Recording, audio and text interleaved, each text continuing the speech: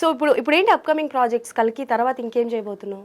ఇప్పుడు ఇది గౌతమ్ తిన్ననూరి గారి మ్యాజిక్లో I'm acting as one of the main leads and it's Anirudh musical actually.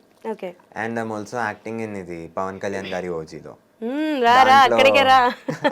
దాంట్లో ఇట్స్ పైవటల్ రోల్ అనమాట. ఓకే. అంటే పైవటల్ అంటే ఇట్స్ కొంచెం నెగిటివ్ రోల్ అని కాదు, అది స్టోరీకి ఇంపార్టెంట్ అన్నట్టు ఒక రోల్. సో అంటే లైక్ నీకు పవన్ కళ్యాణ్ గారి అంటే చేసావా? షూటింగ్ అయ్యిందా? షూటింగ్ అయింది, ఇంకా షూటింగ్ పెండింగ్ ఉంది. ఏమైనా కాంబో ఉందా నీకు? అంటే లైక్ ఇప్పటి వరకు నువ్వు చేసిన షూటింగ్ లో ఆయనది నీది ఏదైనా కాంబినేషన్ ఉందా?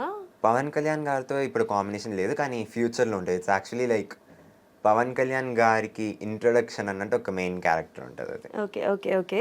సో దాంట్లో ఉంటుంది అనమాట. ఓకే. అండ్ దాంట్లో యాక్చువల్లీ ప్రకాష్ రాజ్ గారితో కాంబినేషన్. ప్రకాష్ రాజ్ గారితో కాంబినేషన్. ఓకే. నువ్వు ఎవరైనా ఇమిటేట్ చేయగలవా? Can you? ఇమిటేషన్ అంటే ఇది కల్కిలో ఒక డైలాగ్ మీరు విని ఉంటారు, దాన్ని చెప్తాను. Okay come. ఎన్ని యుగాలైనా ఎన్ని అవకాశాలు ఇచ్చినా మనిషి అనేవాడు మారలేడు. భయపడకు, మరో ప్రపంచం వస్తుంది. ఓకే. ఇది యాక్చువల్లీ కమల్ హాసన్ గారి డైలాగ్స్. దాంట్లో సర్జ్ ఇది రిలీజ్ ట్రైలర్ లో చూపించారు కదా, ఆ డైలాగ్స్. నువ్వు మూవీస్ కి నీ వాయిస్ నువ్వే ఇస్తావా? అవును. నీ వాయిస్ చాలా బాగుంది. I mean it is a very base voice. So dubbing చెప్తూ ఉంటావా? అవును, కానీ బేస్ వాయిస్ వల్లనే మళ్ళీ ప్రాబ్లమ్స్ వస్తుంటాయి డబ్బింగ్ లో. ఓకే. అంటే ఫేస్ కి మళ్ళీ వాయిస్ కి అంత డిఫరెన్స్ ఉంది కదా అని చెప్పి అప్పుడప్పుడు చెప్తుంటారు. నువ్వు నీకు కాకుండా వేరే చైల్డ్ ఆర్టిస్ట్ కానీ లేకపోతే ఏ హీరోకైనా సరే వాయిస్ ఇచ్చింది ఉందా? లేదు లేదు. నీది నీ వరకే, వేరే వాళ్ళకి ఎవరికి ఇవ్వాల? Okay done.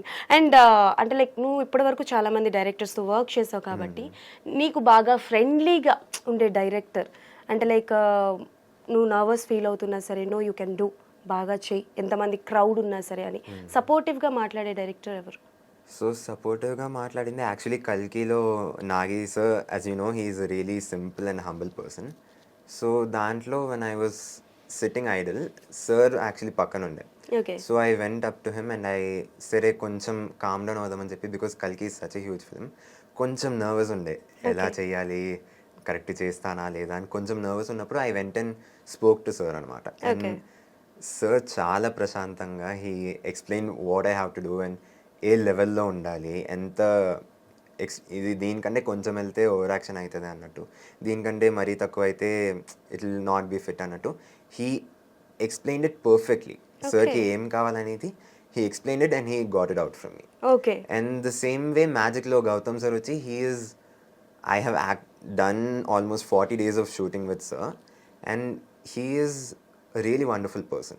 Okay. Gautam sir వచ్చి he has such a high level of patience. ఇప్పుడు ఒక 3-4 takes పైన అయినా సరే he doesn't get angry, he stays calm, he keeps the set calm. And సార్ని చూస్తుంటే మనం కూడా చాలా నేర్చుకోవచ్చు అన్నట్టుండే. I learned a lot from him. ఇప్పుడు కొన్ని ఎక్కువ టేక్లు వెళ్తే ఒక భయం వస్తుంది కదా, ఆ భయం రాకుండా మళ్ళీ how I can focus on getting the take done right అన్నట్టు he help me learn a lot. Okay. So బేసికల్గా అంటే ఒక కథ, ఇప్పుడు నాకు తెలిసి నువ్వు చిన్నప్పటి నుంచి ఏమైనా ఉంటే మదర్ ఆర్ ఫాదర్ డెసిషన్ తీసుకుంటారు ఈ క్యారెక్టర్ అబ్బాయి చేయొచ్చో చేయకూడదు అని చెప్పి. స్టిల్ నా ఆల్సో నువ్వు ఏదైనా క్యారెక్టర్ చేయాలి స్టోరీ ఏదైనా విన్నప్పుడైనా అమ్మ కానీ లేకపోతే డాడీ కానీ డిసైడ్ చేస్తారా? ఆర్ ఎల్స్ బ్రదర్ ఉన్నారు అంటున్నావు కాబట్టి బ్రదర్తో ఏమైనా డిస్కస్ చేస్తావా?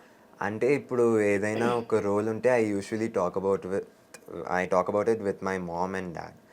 ఎందుకంటే they are people who help me stay in the right path. Okay. They are the people who care the most about me and care the most for me. So వాళ్ళు ఏ decision తీసుకున్నా కరెక్టే ఉంటుందని తెలిసి ఏ decision అయినా సరే నేను వాళ్ళని అడుగుతా. వాళ్ళే. ఓకే. సో అంటే లైక్ నువ్వు మర్డర్ మిస్టరీ కూడా ఒకటి చేస్తున్నావు కదా. అవును. సో ఇప్పుడు నీకు అంటే కొంచెం భయం అనిపించలేదా? బేసికలీ అంటే సర్టెన్ కొంతమందికి భయం ఉంటుంది, చీకట్ అన్నా, కొంచెం థ్రిల్లర్ జోనర్ మూవీస్ అన్నా, అండ్ నాకు తెలిసి ఈ మర్డర్ మిస్టరీ అనేది కూడా కొంచెం థ్రిల్లర్ జోనరే కదా. అది it is actually a story about nerd అన్నట్టు, ఒక స్టూడియస్ కిడ్. వాడు ఒక అమ్మాయిని ప్రేమిస్తాడు, కానీ ఆ అమ్మాయి చచ్చిపోతుంది, షీ గెట్స్ మర్డర్డ్. సో ఆ ఫాల్ట్ వచ్చి మళ్ళీ ఆ కిడ్ మీద పడుతుంది. ఓకే. వాడు ఎట్లా ఆ మిస్టరీని సాల్వ్ చేసి వాడిపైన ఉన్న బ్లేమ్ని క్లియర్ చేసుకుంటాడు అనేది ఆ series the actual story. Okay. And if I'm not wrong Bhoothaddam Bhaskar నారాయణలో కూడా నువ్వు చేసావు కదా. అవును. అండ్ ద థింగ్ ఇస్ ఈ సిరీస్ కి షూట్ చేస్తున్నప్పుడే మళ్ళీ బీబీఎన్ కోసం కూడా పిలిచారు. ఓకే. సో ఒకే రోలో మల్టిపుల్ ఆ డిటెక్టివ్ టైప్ ఫిల్మ్స్ వచ్చాయి. అవును. And I think Bhoothaddam Bhaskar Narayana ఆ టైంలో ఆ జోనరా కంటిన్యూగా వస్తూనే ఉంది. బట్ దట్స్ చాలా బాగా ఉండేది, చాలా డిఫరెంట్గా ఉండేది అండ్ వెరీ పాజిటివ్ టాక్ వచ్చింది. సో 2లో కూడా ఉన్నావా మరి భూతద్దం భాస్కర్ నారాయణ 2లో? అంటే భాస్కర్ హిస్టరీ ఆల్రెడీ ఫుల్గా చూపించేశారు. అది ఏ కేసు కోసం రిలేటెడ్ ఉంది అని ఆల్రెడీ ముందే చూపించారు. ఓకే. ఇంకా ఏదైనా ఉంటే పిలవచ్చు, పిలుస్తారు, మనకు తెలియదు. పిలవచ్చు, పిలుస్తారు అన్నాడు, పిలవకపోవచ్చు అనలేదు కాబట్టి మనకి నచ్చింది మనం వేసుకోవచ్చు. ఓకే. సో